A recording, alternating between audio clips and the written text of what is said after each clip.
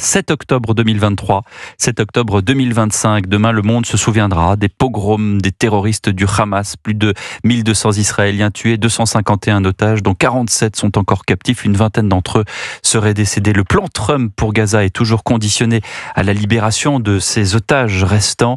Et à la veille de cette date, un hommage a été rendu au kibboutz de Nir Oz. Reportage de l'envoyé spécial d'Europe 1, Antoine Birvaux.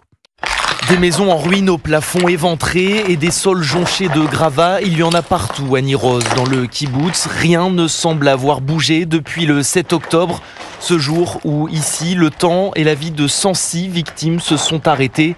En regardant les tombes dans le cimetière, Yamit peine à contenir ses larmes.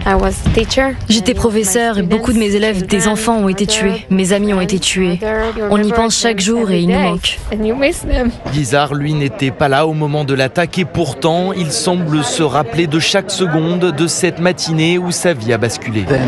Le Hamas est entré dans la maison et ils ont emmené ma mère à Gaza sur une moto. Mon père a été kidnappé peu après, avant d'être tué à Gaza 2 jours plus tard. Sa mère, elle, a été libérée, tout comme les enfants et l'ex-mari d'Adas Calderon, dont la mère et la nièce n'ont en revanche pas survécu. C'est bizarre d'être ici. Il y a tant de tombes de gens bien. Je n'ai plus l'impression que c'est ma maison ici. Je ne pourrais plus y vivre. Comme elle, l'immense majorité des habitants ont refait leur vie loin de Nir Oz, loin de ces impacts de balles encore visibles sur les murs de certaines maisons. Reportage d'Antoine Birvaux au kibboutz de Nir Oz.